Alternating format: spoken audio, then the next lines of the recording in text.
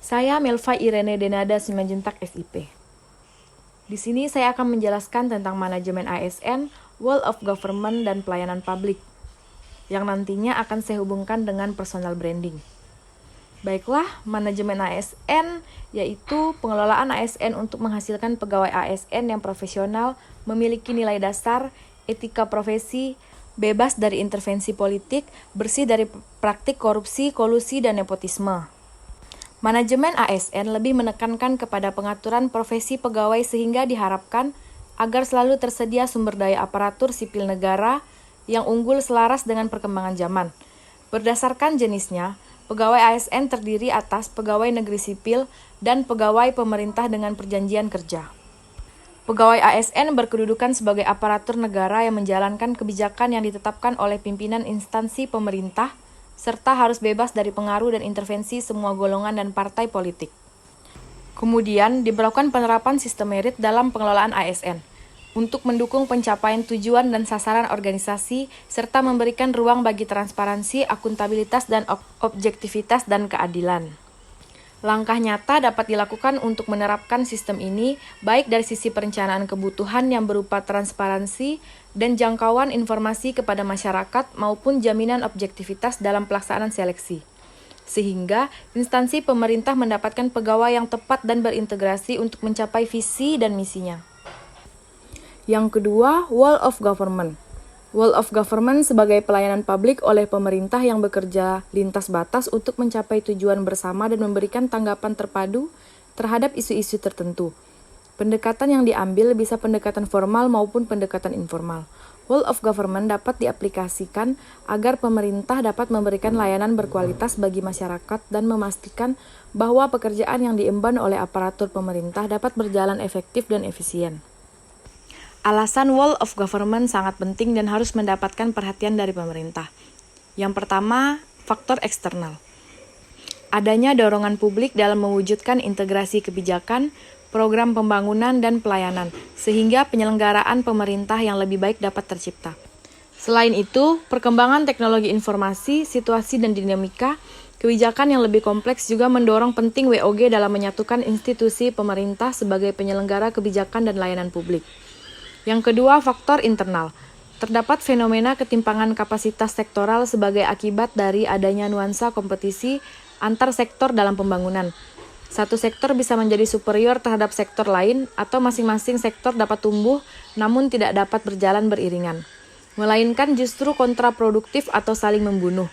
Masing-masing sektor menganggap bahwa sektornya lebih penting dari sektor lainnya. Yang ketiga, keberagaman latar belakang, nilai budaya dan adat istiadat, serta bentuk latar belakang lainnya mendorong adanya potensi disintegrasi. Tantangan yang akan dihadapi dalam penerapan WOG antara lain: 1. Kapasitas SDM dan institusi. 2. Nilai dan budaya organisasi. 3. Kepemimpinan. Beberapa cara yang dapat dilakukan melalui pendekatan WOG, baik dari sisi penataan institusi formal maupun informal antara lain: 1. Penguatan koordinasi antar lembaga. 2. Membentuk lembaga koordinasi khusus. 3. Membentuk gugus tugas. Yang keempat, koalisi sosial. Jenis pelayanan publik yang dikenal yang dapat dilakukan dengan pendekatan WOG. Pertama, pelayanan yang bersifat administratif, pelayanan jasa, pelayanan barang, dan pelayanan regulatif. Yang ketiga, pelayanan publik. Pelayanan publik adalah kegiatan atau rangkaian kegiatan dalam rangka pemenuhan kebutuhan pelayanan sesuai dengan peraturan perundang-undangan bagi setiap warga negara dan penduduk atas barang jasa dan atau pelayanan administratif yang disediakan oleh penyelenggara pelayanan publik. Unsur penting dalam pelayanan publik yaitu organisasi penyelenggaraan pelayanan publik, penerimaan layanan, masyarakat atau organisasi yang berkepentingan, dan kepuasan yang diberikan dan atau diterima oleh penerima layanan.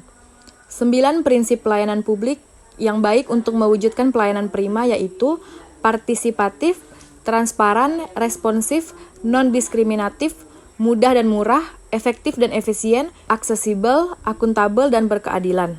Hal-hal fundamental dalam pelayanan publik antara lain: pelayanan publik merupakan hak warga negara sebagai amanat konstitusi. Pelayanan publik diselenggarakan dengan pajak yang dibayar oleh warga negara.